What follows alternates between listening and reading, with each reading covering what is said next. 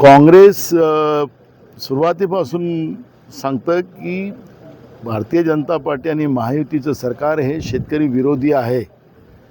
त्याचा पुरावा स्वतः फडणवीसांच्या मंत्रिमंडळातल्या एका मंत्र्यांनी दिलेला आहे. हे आता स्पष्ट झालेलं आहे. म्हणजे हे शेतकरी विरोधी आहे. खरं तर एकीकडे शेतकऱ्यांच्या शेतीपंपाचं वीज बिल माफ केलं आणि आपली पाठ आपल्याला सोकायला निघालेत. पण एकीकडे आपण पाहिलं असेल की स्मार्ट मीटर लावून त्या शेतकऱ्यांच्या घरी, त्याच हातावर कमवणाऱ्या खाणाऱ्याच्या घरी, मध्यमवर्गीयांच्या घरी स्मार्ट मीटर लावून 4 पटीनं पैसे त्यांच्या खिशातून डाका मारण्याचं पाप फडणवीसाचं आणि महायुतीचं सरकार करताना आपण पाहतो आहे. म्हणजे काँग्रेसच्या काळामध्ये नाममात्र दराने शेतकऱ्यांना विद्युत दिली जात होती शेतीपंपांसाठी आणि त्यांना भरपूर विद्युत दिली जात होती. आता तर फुकटच्या नावाने 5 तासही विद्युत दिली जात नाही आणि त्याच्यातही फडणवीसाचा मंत्री त्या ठिकाणी म्हणत असेल की यांना विद्युत दिली नाही तरी चालेल पण उद्योगाला दिली पाहिजे. हे आम्ही निर्माण केलेले पॉवर स्टेशन त्याच्याच भरोश्यावर यांचं काम चाललेलं आहे. यांनी गेल्या 10-12 वर्षात नवीन प्रकल्प उभे केले नाहीत. सौर ऊर्जेच्या नावाने शेतकऱ्यांना फसवलं, सर्वसामान्यांना फसवण्याचं काम करतात आहेत. आणि म्हणून ही भाषा शेतकरी विरोधी भाषा फडणवीसाच्या सरकारचा मंत्री बोलतो आहे आणि शेतकऱ्यांच्या जखमेवर मीठ चोळण्याचं पाप करत आहे. त्याचा आम्ही निषेध करतो. दिल्ली एकीकडे राजकीय घडामोडींना वेग आलेला देखील पाहतोय. भेटीगाठी देखील पंतप्रधान असतील, अमित शहा असतील, त्यांच्या देखील घेतल्या जातात. तुम्ही देखील पाहिलेलं असेल. तटकरेंनी देखील रात्री पंतप्रधानांची भेट घेतलेली होती.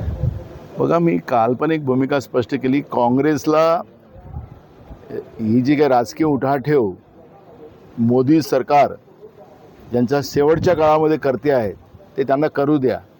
पण काँग्रेसच्या समोर या देशातल्या तरुणाईंचा प्रश्न, उद्याच्या येणाऱ्या भारताच्या भविष्याचा प्रश्न, या देशातल्या सर्वसामान्यांचे प्रश्न, शेतकऱ्यांचे प्रश्न आणि अमेरिका आणि चीनच्या कंट्रोलमध्ये आमच्या देशातलं सरकार, मोदीचं सरकार चालते आहे, ही चिंता आमच्यासाठी महत्त्वाची आहे.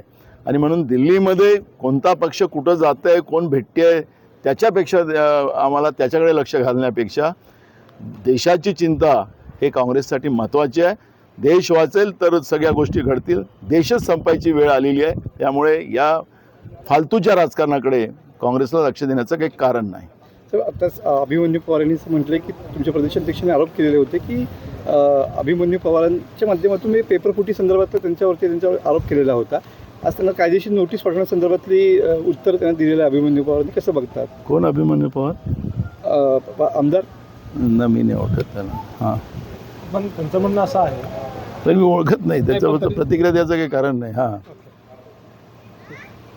दुसरा असा मुद्दा की आता मुख्यमंत्र्यांचाच राजीनामा मागितला जातो आहे. त्या पद्धतीनं सध्या ऑडिओ क्लिप फिरतात काही. बघा, पेपर लीक होणं, MPSCचे पेपर लीक झालेत. जसं नीटच्या परीक्षा पेपरमध्ये पेपर लीक झाले, त्याच्यानंतर देशाच्या शिक्षण मंत्र्यांनी राजीनामा दिला. MPSC हे स्वायत्त संस्था आहे. त्याच्यावर नेमणूक जे काही पदाधिकारी असतात, अधिकारी असतात, त्याची नेमणूक करण्याचे अधिकार राज्याच्या मुख्यमंत्र्याला आहे. मुख्यमंत्र्यांनी नेमलेले लोक आहेत.